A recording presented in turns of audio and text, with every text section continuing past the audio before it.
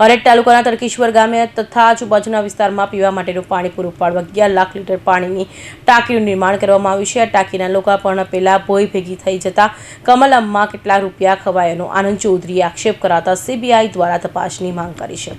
મળતી માહિતી મુજબ અરેઠના તરકેશ્વર ગામે દુધરી વિસ્તારમાં 21 કરોડ રૂપિયાના ખર્ચે નવનિર્મિત બનેલી ટાંકીની જમીન ઉપર થબકતા રૂપિયા ખવાઈ ગયાની લોકોમાં ચર્ચા ચાલી રહી છે। જાણવા મળેલી માહિતી મુજબ અરેઠ તાલુકાના તરકેશ્વર ગામે પાણી પુરવઠા યોજના ગાય પગલા દ્વારા 32 ગામને પાણી પૂરું પાડી શકાય એ માટે 21 કરોડના ખર્ચે 11 લાખ મીટર પાણીનો સંગ્રહ કરવા માટે ટાંકીનું નિર્માણ કરવામાં આવ્યું હતું। કે આજરોજ બપોરના 2 વાગ્યે માંડવી તાલુકાના કોંગ્રેસના માજી ધારાસભ્ય તથા સુરત જિલ્લાના કોંગ્રેસના પ્રમુખ આનંદ ચૌધરીએ આ પાણીની ટાંકી હલકી કક્ષાનું મટીરિયલ વાપર્યું હોવાનો આક્ષેપ કરાયો હતો। વધુમાં જણાવ્યું હતું, આજે તરકેશ્વર ગામે ગાય પગલા જૂથ પાણી પુરવઠાની યોજના અને 21 કરોડ જેવી માતબર રકમથી 33 ગામોને પાણી પહોંચાડવા માટેની આ યોજના હતી। પરંતુ ભાજપના ભ્રષ્ટાચાર અને કમલમમાં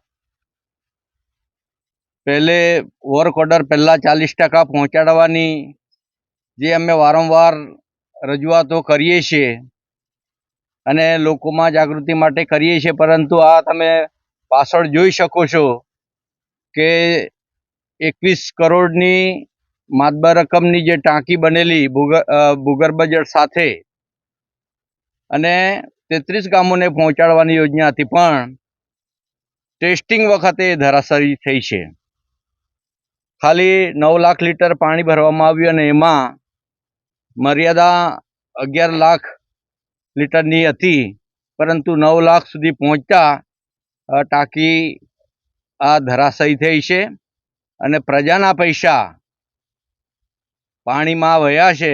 અને ભાજપ જે રીતે કમલમ અને આરએસએસ કે ભાજપ પૈસા પહોંચાડવાની જે પ્રક્રિયા કરે છે એમાં કોનો ભાગ છે એ હવે તપાસનો વિષય છે।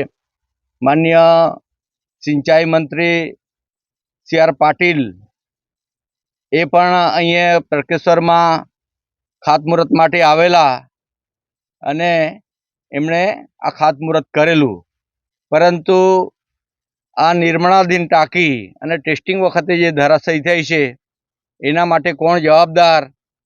કોઈક અધિકારીઓનો ભોગ લેવાશે, નાના કર્મચારીઓનો ભોગ લેવાશે, પરંતુ જે મોટા મગરમચ્છ છે એ છટકી જવાના છે અને નિર્દોષ લોકો પર આરોપો આવવાના છે। ત્યારે આ સચેત કરીએ છીએ, તમને પણ આ મીડિયાના માધ્યમ થકી આહવાન કરીએ છીએ કે જે સાચી હકીકત છે એ પ્રજા સુધી પહોંચે અને ભાજપનો ભ્રષ્ટાચાર આ ખુલ્લો થયો છે ટાંકીમાં છાપરે ચડીને, એની આ સચ્ચાઈ છે। અને એટલા માટે આજે અમે માનનીય મનહરભાઈ અને આખી કોંગ્રેસની ટીમ સ્થળ પર મુલાકાત આવી હતી અને કેટલાક હમણાં જાણવા મળ્યું કે 10-15 મિનિટ પહેલાં કેટલાક અધિકારીઓ પણ ગાંધીનગરથી આવીને તપાસનું નાટક કરવા માટે આવ્યા છે, પરંતુ અત્યાર સુધી કેટલા રિપોર્ટ થયા, કેટલા ટેસ્ટિંગ રિપોર્ટ થયા, જે તે વખતે કોણ એન્જિનિયર હતા અને કોણ કોન્ટ્રાક્ટર હતા એ પણ હવે તપાસનો વિષય છે। એટલે આ 21 કરોડમાં પૈસા ક્યાં સુધી, કયા કમલમ સુધી, બારડોલી કમલમ સુધી કે ગાંધીનગર કમલમ સુધી કે દિલ્હી સુધી પહોંચ્યા છે એ તપાસનો વિષય છે। ટાંકીના લોકાર્પણ પહેલે ભોય ભેગી થઈ જતા કમલમમાં કેટલા રૂપિયા ખવાયાનો આનંદ ચૌધરીએ આક્ષેપ કરતા કહ્યું હતું કે કમલમમાં કેટલા પૈસા ખવાયા છે એની સીબીઆઈ દ્વારા તપાસની માંગણી પણ કરી હતી અને ટાંકી ધરાશાયી થતા કામમાં ભારે બેદરકારી થતા ભ્રષ્ટાચાર થયો છે। પૂર્વ જિલ્લા પ્રમુખ કોંગ્રેસ મનોહર પટેલે જણાવેલ કે આ ટાંકીની ચર્ચાએ હમો કોંગ્રેસ પાર્ટીના આગેવાનો હોદ્દેદારો વિધાનસભા પણ ચર્ચાઓ કરશે। અમરસિંહ ચૌહાણ, માંડવી।